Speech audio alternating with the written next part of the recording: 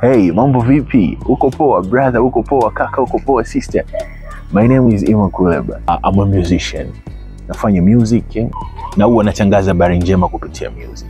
Kwa namna moja ama nyingine, chochote ninachokiongelea kwenye music huwa kiko kwenye mfumo chanya. Na ninachokifanya safari hii, nataka kuelezea nyimbo zangu moja baada ya nyingine. Nataka kutembea na wewe na kukupa tafsiri halisia ya hizi nyimbo, mstari kwa mstari, verse kwa verse, chorus kwa chorus. Subscribe and then kuwa na mimi.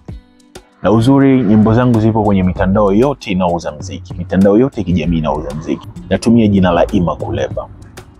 Tusafiri, I got much to say. Afu hii itakuwa faida yangu na itakuwa faida yako.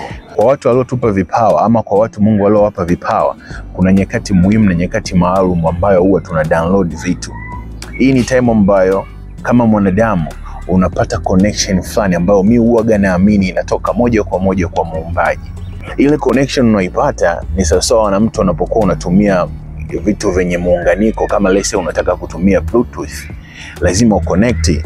Kama unataka kutumia Wi-Fi, internet for example, and then uko kwenye sehemu ambayo unatumia Wi-Fi, you are supposed to connect. Is the very same thing which inatokea kwenye maisha haya ya karama ambazo Mungu ametupa. Kwa hiyo ili mara nyingi uweze kufanya kazi kwa ufanisi, Mungu huwa ana connect bars, anakuweka kwenye wingu fulani ambalo kuna frequency automatically unajikuta una download by that time.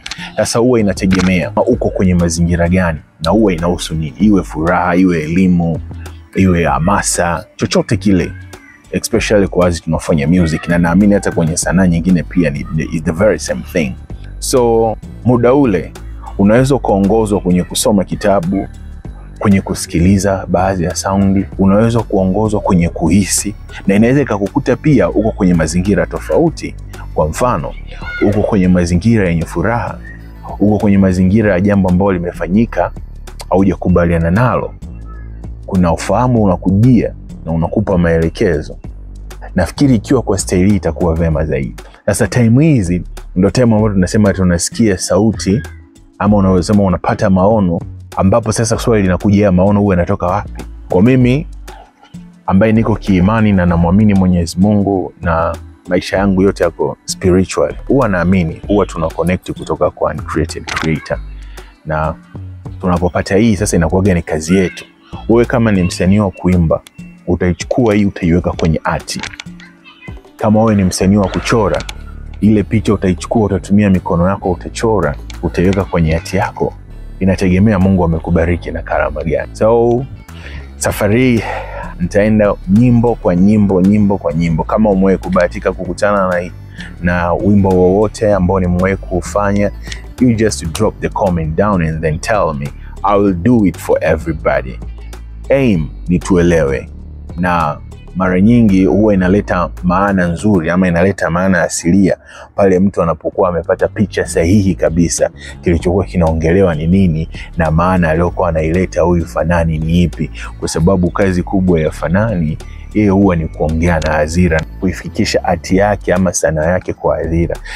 Na inapokuja kwenye upande wa nyimbo, huwa tunajikuta tunapata tafsiri tofauti.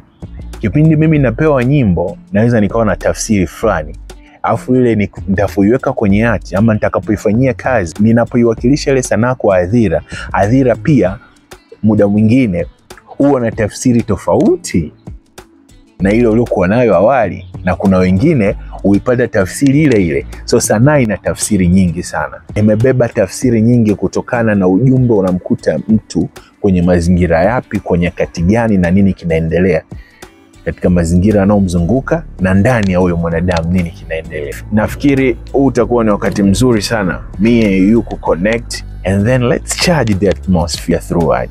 I think it's going to be so amazing and it will be so wonderful. Twende tusafiri pamoja. Ima Kuleba right here.